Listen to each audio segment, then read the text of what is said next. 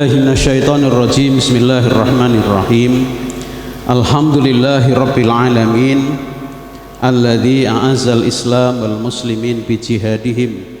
Asyhadu an la ilaha illallah al malikul haqqul mubin wa asyhadu anna muhammadan abduhu wa rasuluh al mab'utsu rahmatan lil alamin. Allahumma shalli wa sallim ala nabiyyina Muhammadin wa ala alihi wa ashabihi ajma'in, amma ba'du. Ibu-ibu, bapak-bapak dan saudara sekalian yang baik yang dimuliakan Allah, mari kita bersyukur kepada Allah Subhanahu wa taala. Alhamdulillah, pada pagi hari ini kita masih diberikan panjang umur, sementara ada saudara-saudara kita yang dipanggil oleh Allah Subhanahu wa taala.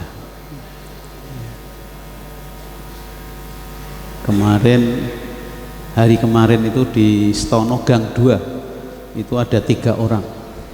Jadi Israelnya tuh mondar-mandir di Gang 2 kemarin. Ya. Alhamdulillah kita hari ini diberi panjang umur. Bersyukur kita tidak hanya panjang umur tapi juga diberi sehat walafiat jasmaniah rohaniah kita, sementara banyak saudara-saudara kita yang menderita sakit ya.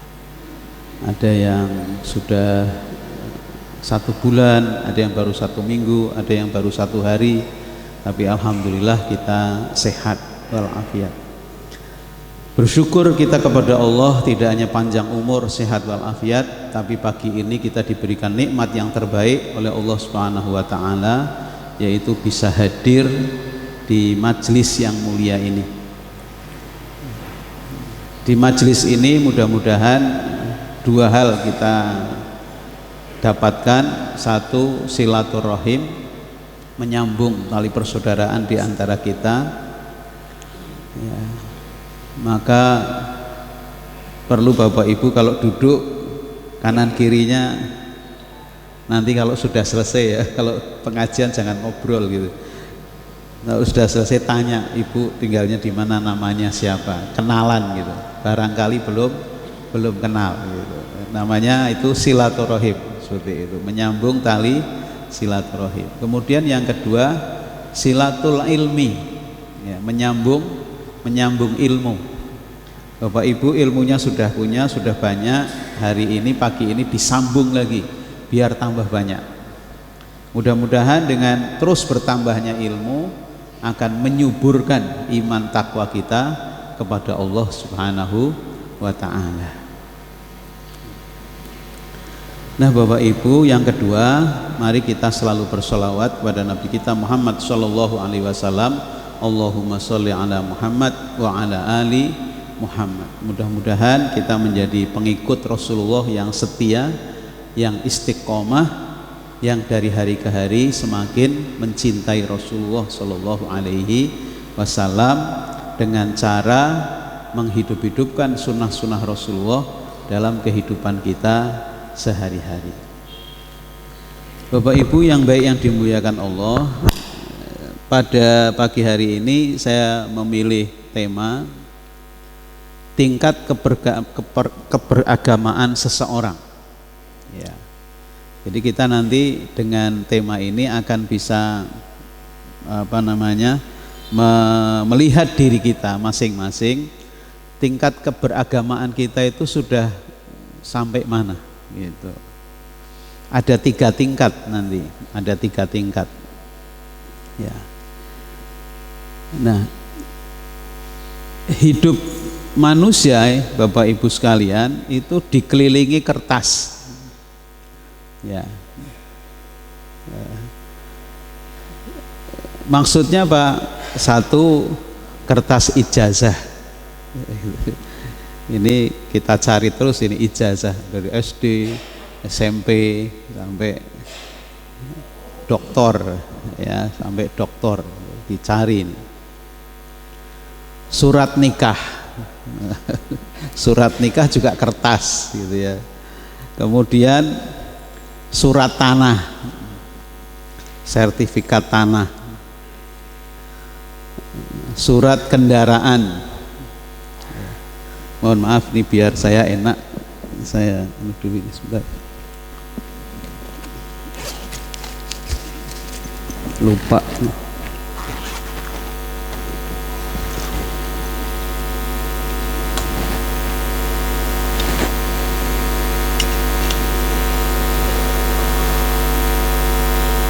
Ya, sertifikat saham ya, yang punya deposito itu punya sertifikat saham ya. Kalau di bank syariah punya surat wadiah ya, surat titip uang. Kemudian yang kelima sertifikat deposito ya, MOU ya, kerjasama dengan siapa. Kemudian uang juga kertas ya, yang kesembilan dan lain-lain. Quran juga kertas gitu ya. Ini hidup kita ternyata dikelilingi oleh kertas, luar biasa. Dan ini kita simpen rapi-rapi ini. Bahkan ada bapak-bapak ibu-ibu yang punya map khusus untuk nyimpen kertas-kertas ini, khusus mapnya itu, luar biasa. Saking pentingnya kertas-kertas ini gitu ya. Nah,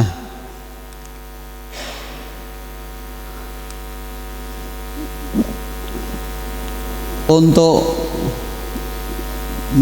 mengumpulkan kertas-kertas itu ya bisa habis waktu kita ya.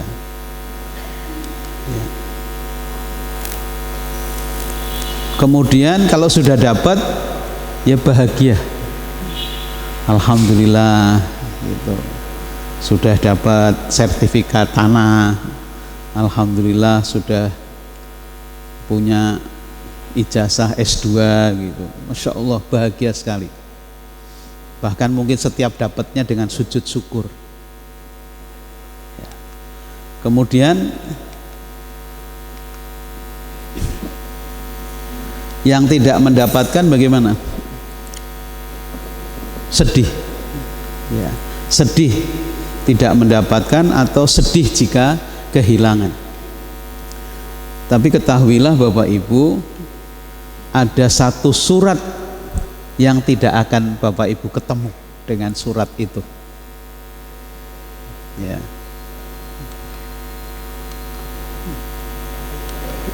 Apa surat itu Bapak Ibu? Yaitu surat kematian. Surat kematian itu Bapak Ibu nggak akan dapat, nggak akan lihat gitu, nggak akan lihat. Karena surat itu akan terbit kalau panjenengan sudah meninggal dunia. Jadi tidak akan lihat. Suratnya ada tapi panjenengan tidak pernah lihat. Karena keluar surat itu kalau panjenengan sudah tidak ada. Apalagi yang pensiunan, itu pasti ngurus surat ini. Karena untuk ngurus pensiun berikutnya supaya pindah ke istrinya atau pindah ke anaknya dan sebagainya. Ya. Nah, ini surat kematian gitu. Apa maknanya Bapak Ibu sekalian? Maknanya yaitu manusia punya keterbatasan ya. Manusia itu hidupnya punya keterbatasan. Batas terakhirnya adalah meninggal dunia. Dan Allah Subhanahu wa ta'ala itu merahasiakan kematian seseorang sampai orang itu sendiri nggak ngerti, apalagi orang lain.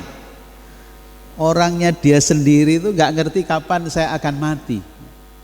Itu betul-betul dirahasiakan oleh Allah. Dirahasiakan waktunya, dirahasiakan tempatnya, dirahasiakan sebabnya. Sebab kematiannya tidak tahu, tempat kematiannya tidak tahu, waktu kematiannya juga tidak tahu. Itu misteri kematian, namanya misteri kematian, rahasia kematian. Ada orang yang lahirnya di Saudi, Madinah, meninggalnya di Indonesia. Syekh Ali Jabir. Ya kan? Syekh Ali Jabir kan lahirnya di Madinah, meninggalnya di Jakarta. Dikuburkannya juga di Jakarta. Tapi ada orang Setono meninggalnya di Belanda. Masya Allah, meninggalnya di Belanda. Gitu. Dirahasiakan betul-betul itu sama Allah itu. Gitu. Nah, apa maksudnya? Supaya kenapa dirahasiakan? Supaya kita siap gitu, selalu siap kapan saja. Karena dirahasiakan, kita tidak dikasih tahu, maka kapan saja itu datang kita harus siap gitu. Ya. Mau tidak mau, ya rela tidak rela, ya kalau sudah datang waktunya, la yastakhiruna sa'atan wala yastakdimun, tidak bisa maju, tidak bisa mundur walaupun 1 detik. Sudah saatnya ajal, sudah datang saja gitu. Oleh karena itu zikrul maut, mengingat mati itu sangat penting. Karena dengan mengingat mati, seseorang memprogramkan hidupnya dengan sebaik-baiknya. Siapa tahu saya besok sudah meninggal dunia, maka hari ini dia persiapkan bekal untuk kematiannya itu dengan sebaik-baiknya, sehingga hidupnya teratur, tertib, terap gitu. Karena dia punya pemikiran besok mungkin saya sudah meninggal dunia. Dan orang yang selalu berpikir seperti itu hidupnya tenang gitu, sederhana dan tidak ingin macam-macam. Ya. Orang seperti ini kalau dia berpikir besok akan meninggal dunia, ya di kantongnya atau di dompetnya 200.000 itu sudah besar. Karena sehari 200.000 cukup, nopo-mboten? Ya cukup, turah gitu. Makanya dengan 200.000 tenang. Orang seperti ini tidak akan korupsi. Orang seperti ini tidak akan curang hidupnya. Nah, itulah zikrul maut. Pentingnya mengingat mati itu karena seperti itu. Jadi mengingat mati itu bukan kemudian lemes, kemudian tidak mau berikhtiar, justru mengingat mati itu ikhtiarnya kenceng gitu.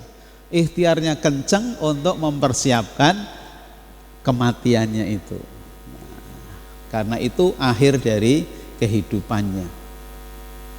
Seperti itu.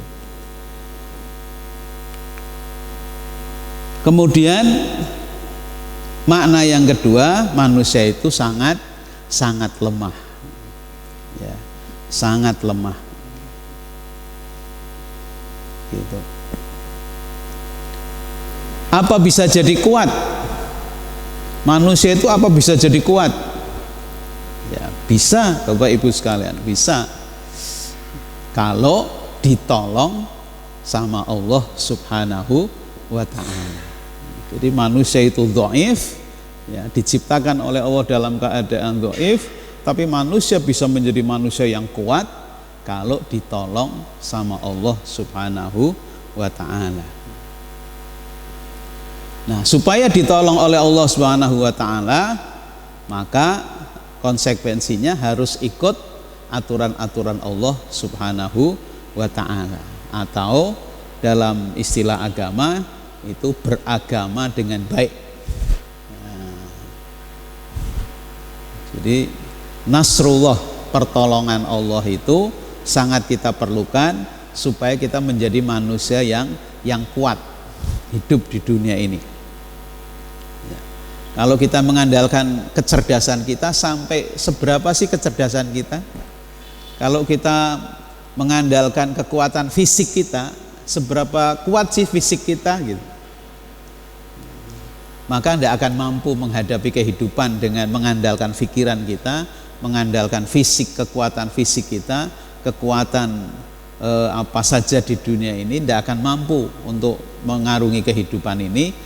Kita akan mampu mengarungi hidup ini dengan baik kalau mendapatkan pertolongan dari Allah Subhanahu wa ta'ala. Seperti pada kesempatan yang lalu saya sampaikan, untuk hidup itu diperlukan pertolongan Allah, atau ista'in billah, minta tolonglah kepada Allah Subhanahu wa ta'ala. Rumusnya cuma itu, hidup itu kalau pengen bagus ya minta pertolongan Allah. Kalau tidak ditolong Allah susah semua, udah sepinter apapun orang, sekuat apapun orang, kalau tidak ditolong Allah susah semua. Tapi orang sekecil apapun, selemah apapun, kalau sudah ditolong oleh Allah, luar biasa dahsyatnya. Ada anak yang hanya di kursi roda, ngomongnya susah, tangannya susah digerakkan, tapi 30 juz hafal. Masya Allah, 30 juz hafal. Ditanya, coba ini halaman berapa, ngerti halaman, sampai halamannya ngerti. Masya Allah. Namanya Fauzan. Masya Allah itu 30 juz di luar kepala, padahal tidak bisa jalan, tangannya ceket gitu, lidahnya susah untuk mengucapkan, tapi kalau ditanya tentang Al-Quran 30 juz hafal. Itulah kalau Allah sudah mau. Tidak ada yang tidak mungkin kalau Allah sudah mau. Oleh karena itu kita perlu pertolongan Allah Subhanahu wa ta'ala. Untuk itu ya beragamalah dengan baik. Nah, beragamalah dengan baik. Nah, sekarang kita masuk kepada tingkatan keberagamaan. Tingkatan keberagamaan itu seperti apa? Ini saya ambilkan dari surat Al-Imran ini, ayat 102. Ya ayyuhalladzina amanu ittaqullaha haqqa tuqatih wa la tamutunna illa wa antum muslimun. Ini ayat ini Bapak Ibu sudah hafal semua, apalagi Bapak-bapak, karena ayat ini setiap hari Jumat pasti dibacakan oleh khatib. Ya ayyuhalladzina amanu ittaqullaha haqqa tuqatih wa la tamutunna illa wa antum muslimun.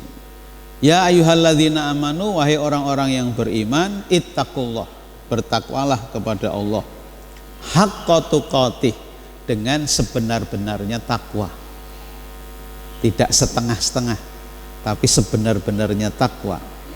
Wala tamutunna illa wa antum muslimun, dan janganlah kamu mati kecuali dalam keadaan muslim, dalam keadaan pasrah kepada Allah Subhanahu wa ta'ala.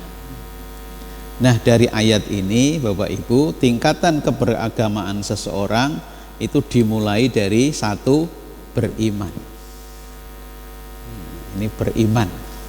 Kita beragama itu tingkat yang pertamanya beriman.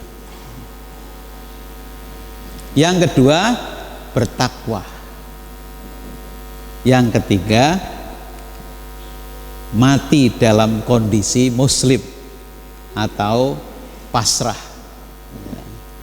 Muslim salima yaslimu itu pas aslinya rumus pasrah kepada Allah Subhanahu wa ta'ala. Ya.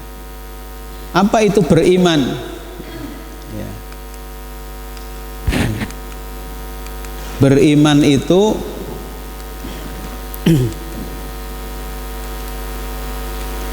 satu, memilih Islam sebagai agamanya.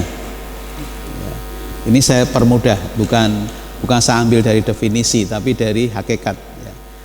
Beriman itu memilih Islam sebagai agamanya. Kalau seseorang sudah memilih Islam sebagai agamanya, berarti dia beriman kepada Allah Subhanahu wa ta'ala. Kalau belum memilih Islam, tidak dikatakan beriman. Kalau dia sudah memilih Islam, artinya dia memeluk agama Islam, maka otomatis dia sudah beriman kepada Allah Subhanahu wa ta'ala. Kemudian yang kedua, orang beriman itu rela diatur Allah. Rela diatur Allah. Semakin dia rela diatur Allah, berarti imannya semakin bagus. Rela nggak suruh bangun subuh? Gitu. Oh, dia rela bangun subuh, mau dia bangun subuh. Rela enggak dia sholat duhur?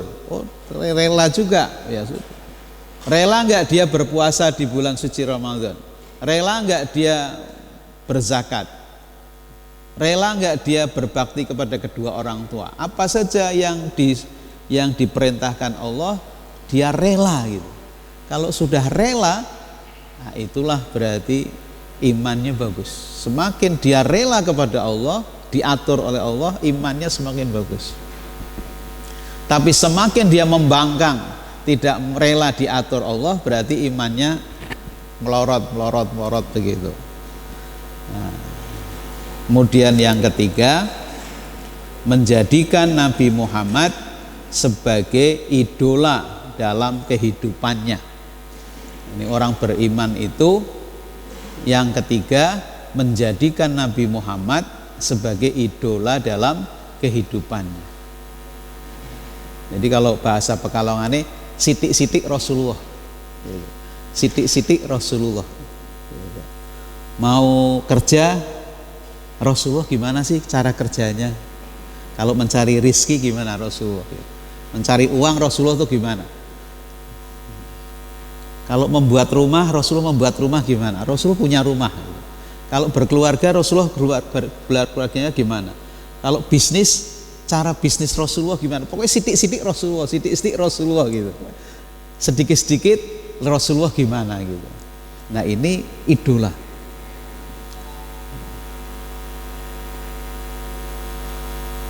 Jadi apa saja itu dia orang ingatnya Rasulullah terus gitu. Mau apa itu Rasulullah ingatnya. Rasulullah gimana sih gitu. Nah, ini beriman. Maka kalimat ini, tiga ini terangkum dalam sebuah kalimat. Oh mas. Oh kok.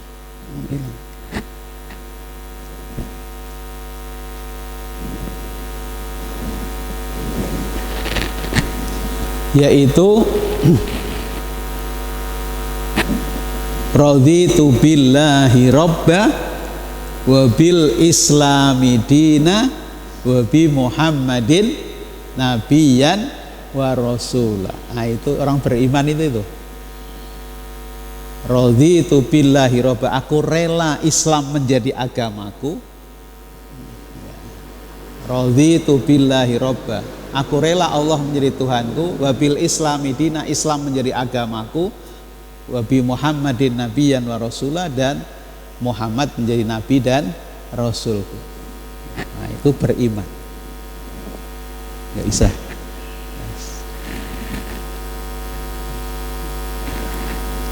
Kemudian yang kedua, bertakwa.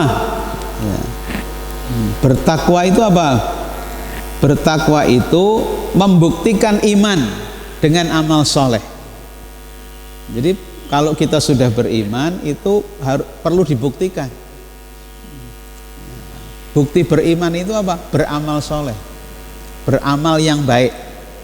Bukan beramal soleh, bukan beramal yang salah, tapi beramal yang benar. Gitu. Kalau dalam pelajaran akhlak itu beramal yang baik, beramal yang benar, beramal yang indah, beramal yang manfaat. Ya, jadi empat nilai itu. Benar, baik, indah, manfaat.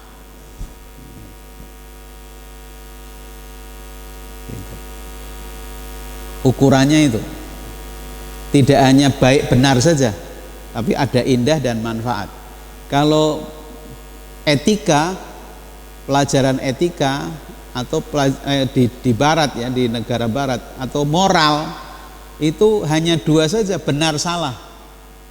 Tapi kalau akhlak di dalam Islam itu tidak hanya benar salah saja, tapi indah dan manfaat. Benar dan manfaat.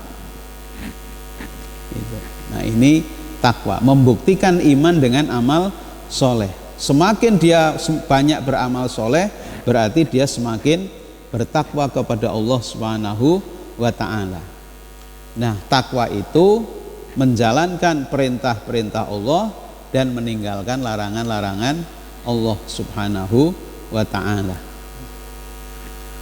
Dan Bapak Ibu, yang namanya bertakwa ini tidak ada batasnya. Tidak ada batasnya. Jadi unlimited, tidak tanpa batas. Ya, takwa ini tanpa batas. Oleh karena itu Allah dalam Al-Qur'an mengatakannya inna akramakum indallahi atqakum. Orang yang paling bertakwa. Nah, di situ tidak ada batasnya. Orang yang paling bertakwa. Tidak ada batasnya, takwa itu tidak ada batasnya. Nah, ini tingkat kedua. Jadi tingkat pertama beriman, tingkat kedua bertakwa. Nah, tingkat ketiganya ini tadi mati dalam kondisi muslim. Ini tingkat yang ketiga. Ya. Jadi orang yang seperti ini pada tingkat ketiga ini seluruh hidupnya dipasrahkan kepada Allah, atau dalam istilah Al-Qur'an orang ini totalitas bertawakal kepada Allah Subhanahu wa taala. Jadi kalau orang bertakwa masih mikir-mikir, ini kalau saya begini hasilnya gimana gitu. Kalau orang bertakwa kan masih mikir-mikir begitu. Ini kalau saya begini gimana? Dan Allah memang memberikan iming-iming. Wa may yattaqillah yaj'al lahu mahraja. Barang siapa bertakwa kepada Allah akan diberikan jalan keluar dari masalahnya. Wa yarzuquhu min haitsu la yahtasib. Akan diberi rizki dari tempat-tempat yang tidak diduga-duga. Wa may yatawakkal 'ala Allah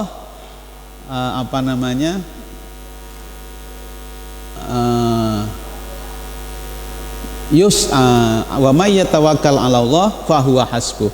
Barang siapa bertawakal kepada Allah akan dicukupi segala ketentuannya. Ada di dalam surat At-Tolak itu ada 5 ayat yang menyampaikan tentang akibat orang yang bertakwa kepada Allah Subhanahu wa taala.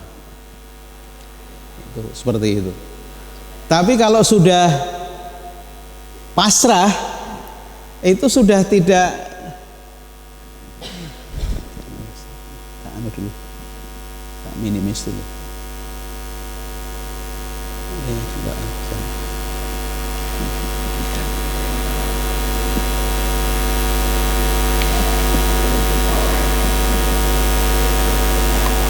Sebentar Bapak Ibu ya, ini ada gangguan teknis.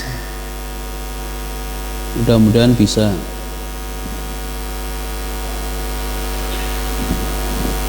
Insya Allah. Ya, kelihatan ya. Alhamdulillah. Baik. Ini sudah tadi beriman, bertakwa, kemudian yang terakhir mati dalam kondisi muslim. Itu orang ini kalau sudah seperti ini sudah tidak mikir hasil. Yang penting sudah saya pasrah bongkoan sama Allah, terserah Allah saya mau diapain gitu. Itu sudah paling tinggi tingkatnya. Tidak mikir hasil lagi. Misalnya dia berdoa juga tidak mikir dikabulkan apa tidak. Yang penting sudah bisa berdoa itu sudah bersyukur. Ya Allah. Karena berdoa itu sudah ibadah. Doa muhul ibadah. Dia sudah berdoa itu sudah ibadah, itu sudah dapat pahala gitu. Jadi tidak mikir dikabulkan apa tidak. Itu orang tingkat tinggi. Orang yang sudah tingkat tinggi seperti itu sudah pasrah bongkoan. Terserah jenengan ya Allah mau diapain saya, hidup saya ini mau diapain.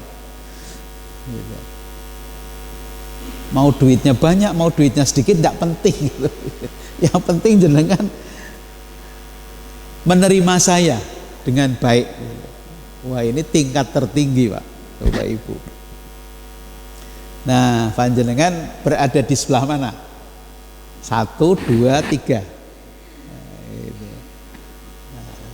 Ini betul-betul motivasi. Jadi supaya motivasi kita biar agama kita baik, kemudian nanti kita mendapatkan pertolongan dari Allah Subhanahu wa taala. Nah, seperti ini. Ya. Tingkatannya. Nah, kemudian kalau sudah, bagaimana supaya kita berada pada tingkat yang tertinggi itu? Ya, pada tingkat yang tertinggi itu usaha kita apa? Ya, coba kita simak firman Allah di bawah ini. Ya, di dalam surat Al-Imran 159. Al-Imran 159.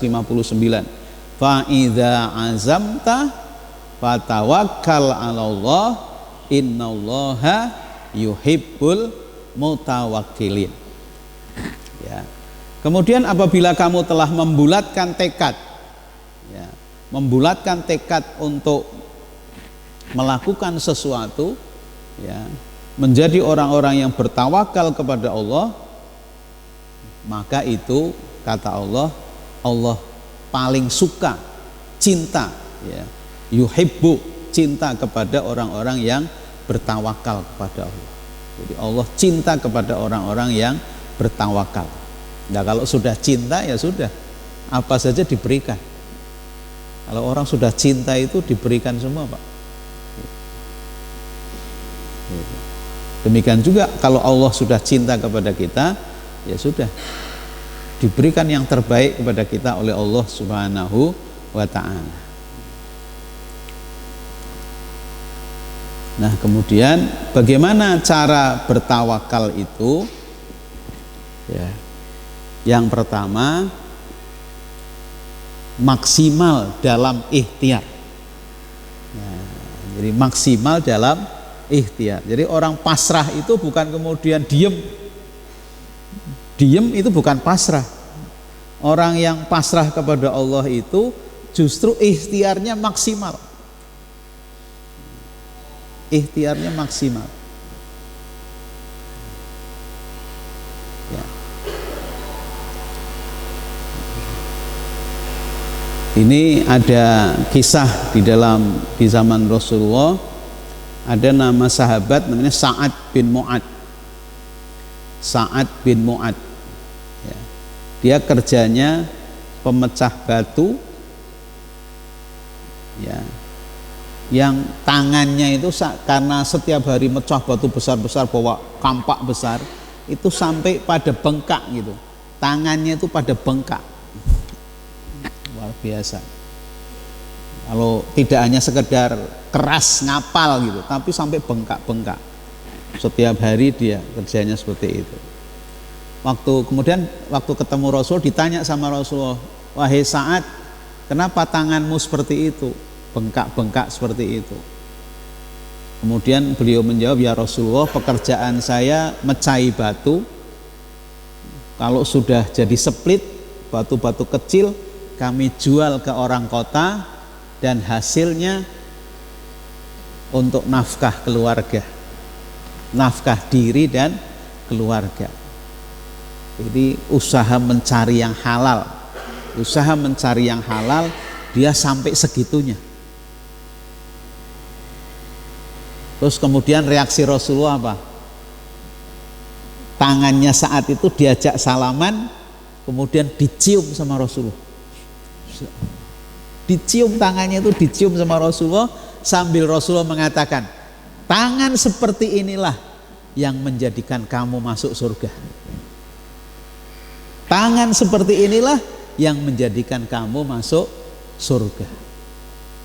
Artinya orang yang bekerja keras, ikhtiarnya maksimal, itu dampaknya adalah surganya Allah Subhanahu wa ta'ala. Dahsyat sekali. Jadi kalau sudah lihat kisah ini, kita tuh enggak pingin kerja sembarangan, kerja main-main, asal kerja gitu. Kita kerja itu ya optimal gitu, optimalisasi dalam kerja, maksimal betul. Kita kerahkan betul tenaga kita. Karena kalau tenaga kita itu kita kerahkan semaksimal mungkin, itu sangat dicintai oleh Allah Subhanahu wa taala, sampai dalam kisah ini tangannya dicium. Dan Bapak Ibu, selama hidupnya Rasulullah itu mencium tangan hanya 2 orang. 2 orang saja yang tangannya dicium sama Rasulullah. Satu Sa'ad bin Mas'ud, yang kedua ini Fatimah Az-Zahra, putri Rasulullah Shallallahu Alaihi Wasallam. Ini tangannya juga dicium sama Rasulullah. Yang lain tidak ada.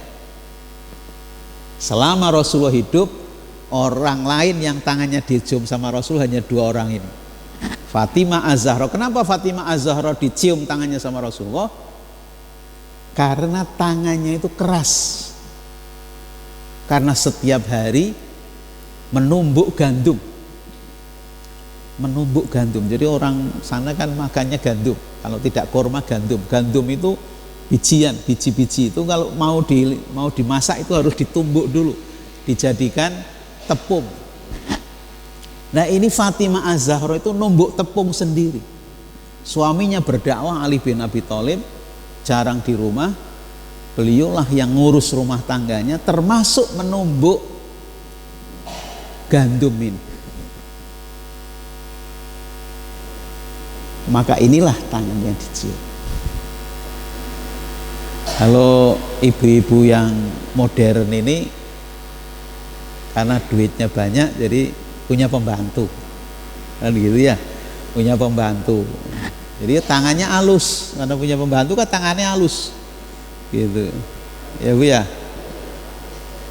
Kalau duitnya banyak, pembantunya tidak cukup 1, pembantu masak sendiri, pembantu ngurus anak sendiri, pembantu nganter sekolah sendiri, sudah 3 itu. Terus pembantu apa lagi Bu? Masya Allah. Nah, ini Fatimah Az-Zahra ini tidak punya pembantu. Malah satu ketika minta pembantu. Pernah ngucap gitu. Fatimah Az-Zahra ini pernah ngucap sama bapaknya, sama Rasulullah, ya Rasulullah, itu banyak orang perang itu, kalau tahanan perang ya. Tahanan perang, mbok saya dikasih 1 untuk membantu saya. Rasulullah diam. Terus besok malamnya Rasulullah datang, masuk ke kamarnya Fatimah bersama Ali bin Abi Thalib. Dia mengatakan, maaf, permintaanmu tidak bisa saya kabulkan.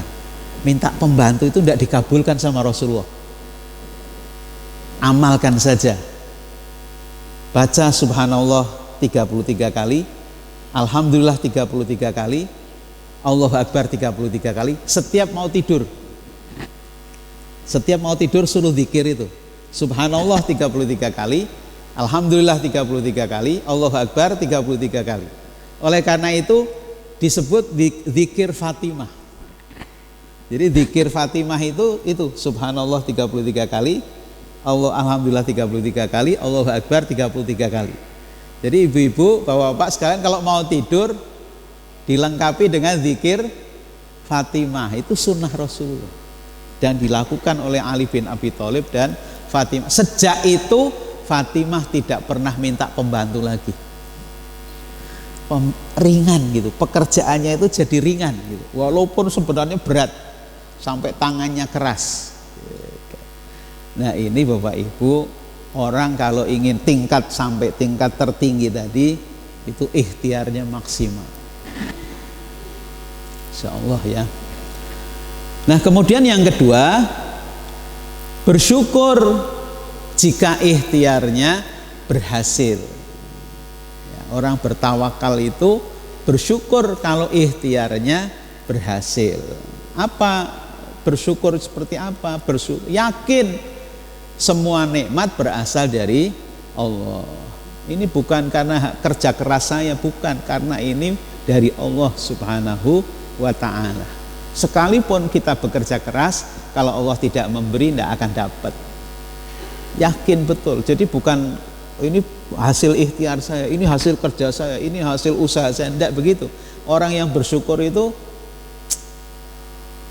bahwa ini semua dari Allah, bukan hasil kerja kita, semua dari Allah. betul-betul sujud syukur dia. Sujud syukur, kalau dapat itu sujud syukur, berhasil sujud syukur. Sajada wajhiya lillazi khalaqahu wa syaqqa sam'ahu wa haulu bi haulihi ta'ala. Bersujud syukur pada Allah, ya Allah, ini semua darimu. Kalau engkau tidak memberi, saya tidak akan dapat. Oleh karena itu kemudian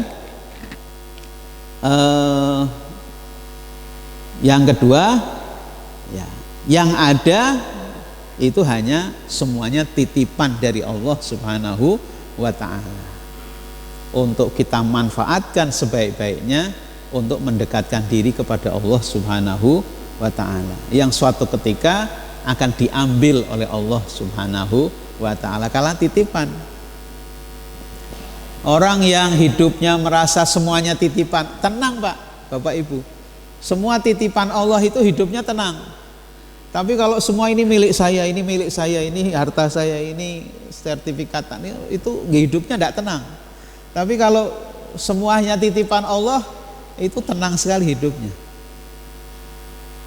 Kayak tukang parkir. Tukang parkir itu kan dititipi Avanza, seneng nggak?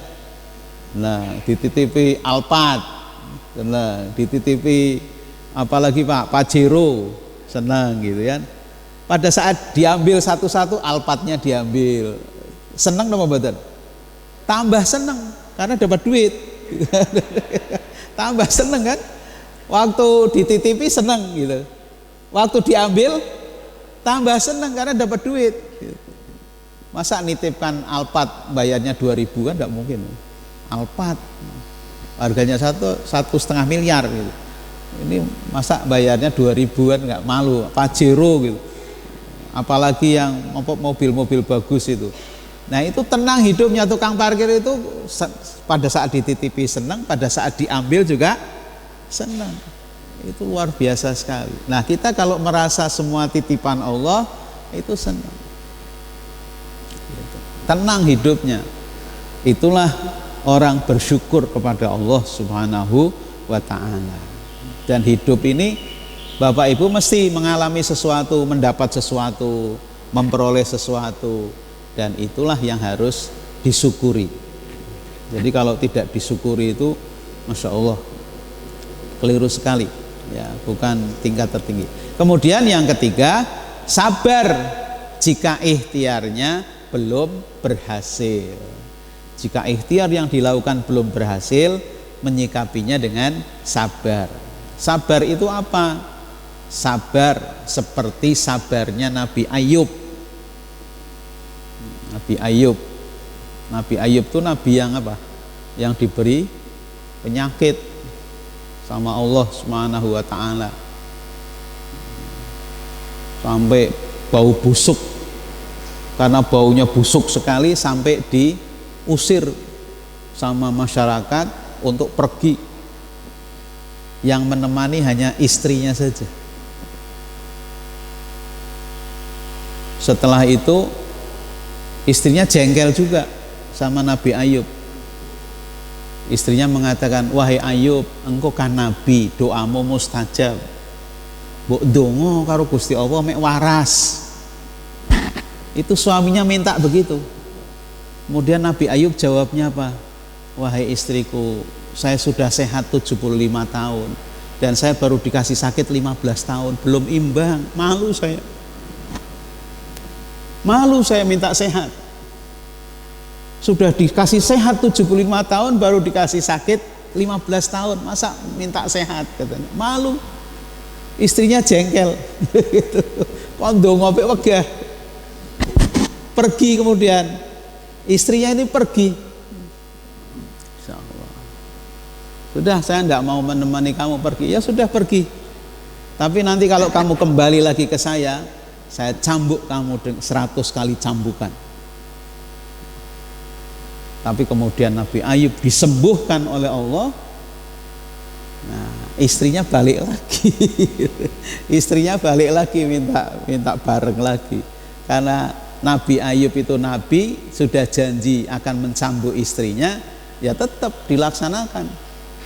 Tapi beliau itu cari rumput 100 biji, rumput 100. dijadiin satu. Mencambuk istrinya 100 kali kan tidak mungkin. Masa orang cinta mencambuk kan tidak mungkin. Jadi saat 100 dijadiin satu, dipukulkan sekali. Sakit kamu betul. Sekali tok. Jadi Masya Allah, ini luar biasa sekali. Begitulah cinta. Jadi cinta itu begitu. Nabi Ayub ini ya. Nabi Yakub itu punya anak 11 ya. 9 dari istri pertama, 2 istri kedua. Istri kedua ini Yusuf dengan Binyamin ya. Nah, Yusuf ini pernah bercerita kepada bapaknya bahwa dia bermimpi melihat bulan, bintang-bintang sujud kepada Nabi Yusuf alaihi salam. Nah, Nabi Yakub sudah tahu ini calon nabi, mimpinya seperti itu, maka dia lebih sayang kepada Yusuf, lebih sayang, sayang sekali dengan Yusuf, sayang juga pada anak-anak yang lain, tapi tetap anak-anaknya tuh cemburu gitu, ngerti, kroso gitu. Wah, ini bapak nggak adil ini. Kenapa Yusuf saja yang dicintai? Akhirnya Yusuf dibawa ke satu tempat, dibuang, tidak dibunuh tapi dibuang, dimasukkan ke sumur kan gitu ceritanya gitu. Akhirnya diambil sama pedagang, kemudian nanti di Mesir, akhirnya jadi menteri dan sebagainya. Sampai Nabi Yakub ini menunggu anaknya itu sampai matanya buta. Saking setiap hari nangis memikirkan Nabi Yusuf sampai matanya buta. Itu sabarnya luar biasa sekali. Waktu Nabi Yusuf sudah jadi menteri, saudaranya yang 9 ini karena paceklik kemudian datang ke pemerintah minta bantuan, dan pemerintah membagi beras seperti sekarang sembako gitu. Pada datang mereka, Yusuf nitik ini saudara-saudaranya. Mereka tidak nitik kalau Nabi Yusuf. Kemudian ditanya, kamu tinggalnya di mana? Betul. Apakah orang tuamu masih hidup? Masih, tapi dalam keadaan buta. Coba bawa sini. Tidak bisa karena bapak saya buta. Akhirnya Nabi Yusuf datang, bukan datang, bajunya dulu, bajunya, gamisnya itu dikirimkan. Coba ini baju saya dibawa ke rumahmu. Itu baju itu diberikan, itu langsung sembuh sakitnya, Pak. Rasa rindunya terbayar, jadi bau badannya itu sudah ngerti. Luar biasa ya. Nyambung gitu. Akhirnya sembuh dan kemudian menemui Nabi Yusuf alaihissalam. Jadi Yakub ini orang sabarnya luar biasa. Nah, lebih sabar lagi, sabarnya tanah. Sabar itu seperti sabarnya tanah. Tanah itu panjangan kencingi, panjangan beraki segala macam. Nanti kalau panjangan meninggal dunia, diterima juga sama tanah. Ya Allah, itu sabarnya luar biasa. Kalau ada orang menghina panjenengan, mau nggak panjenengan terima orang itu? Ini tidak dihina saja, dikencingi, diberai gitu. Nanti kalau panjenengan meninggal dunia, tidak ada tanah yang menolak. Ini dulu yang ngencingi saya, ini yang berai, sana pergi, nggak usah di tanah gitu. Kan tidak ada tanah begitu. Kalau di sinetron ada, ya, jenazah ditolak sama tanah kan ada di sinetron, tapi dalam kenyataan hidup tidak ada. Sejelek-jeleknya orang itu tidak ada yang ditolak sama tanah, tetap diterima sama tanah. Tidak ada yang ditolak. Adanya nanti siksa kubur, siksa kubur ada gitu. Tapi tanah menolak itu tidak ada. Adanya hanya di sinetron. Sinetron ada. Itu sinetron itu, tapi kenyataan hidup tidak ada. Sekafir-kafirnya orang, sejelek-jeleknya orang, kalau dikubur tetap diterima sama tanah. Begitu sabarnya tanah itu, ya. Nah, tapi kemudian ada orang yang mengatakan, tapi kan sabar ada batasnya, Pak. Ada batasnya, mati. Kalau sudah mati ya sudah habis. Ya. Kemudian yang terakhir, orang tawakal itu maksimal di dalam berdoa. Maksimal di dalam berdoa. Jadi tidak sekedar berdoa, tapi dia doanya itu maksimal. Doa maksimal itu seperti apa? Ya, doa maksimal itu ya dia tahu kapan waktu-waktu yang mustajab, di mana tempat doa yang mustajab, kapan keadaan-keadaan yang menjadikan doa-doa kita mustajab. Dia tahu. Oleh karena itu Bapak Ibu harus belajar waktu-waktu yang mustajab itu kapan untuk berdoa. Itu kalau orang ahli doa diincer, Pak. Diincer sekali. Waktu yang mustajab, tidak boleh terlewat dengan doa. Gitu. Oh, ini keadaan yang mustajab untuk berdoa. Diincer betul gitu. Oh, ini tempat ini mustajab untuk berdoa. Itu diincer gitu. Nah, di antara waktu yang mustajab adalah setiap habis sholat 5 waktu di masjid. Anjuran kalau habis sholat waktu berjamaah di masjid, itulah kemudian berzikir, berdoa, itulah waktu yang mustajab untuk berdoa. Ya. Kemudian di hari Jumat, dari mulai malam Jumat sampai hari Jumat, itu waktu yang mustajab untuk berdoa. Kemudian sepertiga malam terakhir, sepertiga malam terakhir, waktu tahajud. Kemudian sesudah adzan sebelum qomat, antara adzan dan qomat, itu waktu yang mustajab untuk berdoa. Kemudian Ramadan selama 1 bulan itu waktu yang mustajab untuk berdoa.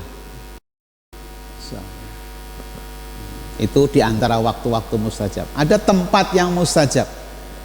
Tempat yang mustajab itu banyak kan di Mekah, di belakang Mu'tazam, pada saat tawaf, pada saat sa'i, pada saat di Arafah, pada saat lempar jumroh, pada saat di Musdalifah.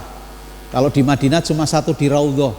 Di Indonesia juga cuma 1 di masjid. Di masjid, kalau mau berdoa mustajab di masjid atau di mihrab, di mihrab rumahnya masing-masing.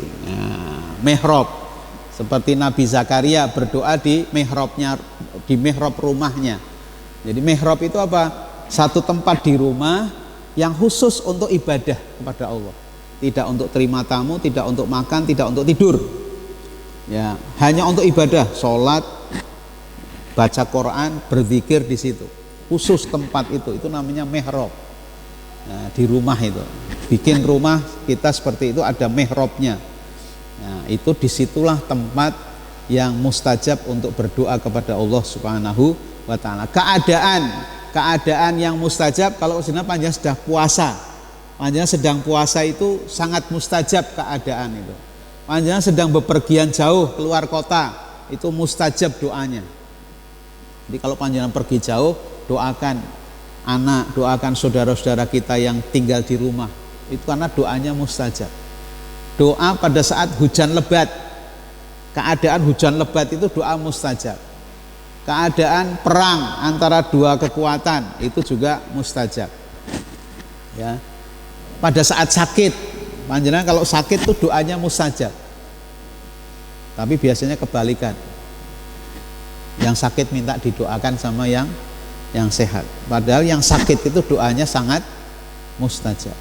Nah, itu keadaan doa. Nah, monggo Bapak Ibu, panjenengan posisinya sekarang berada pada tingkat keagamaan yang mana? Apakah baru beriman? Apakah sudah melangkah bertakwa? Atau sudah sampai pada taraf pasrah kepada Allah Subhanahu wa Ta'ala? Yang pasti meninggalnya muslim. Kemarin ada yang bertanya di pengajian, Pak, kalau orang terkena musibah corona misalnya, itu kan dalam hadis matinya syahid. Tapi saya belum bisa nerima, Pak. Orang itu sehari-harinya judi, mabuk, terus kena corona, apa syahid Pak? Jadi kalau ada pertanyaan gitu jawabnya gimana?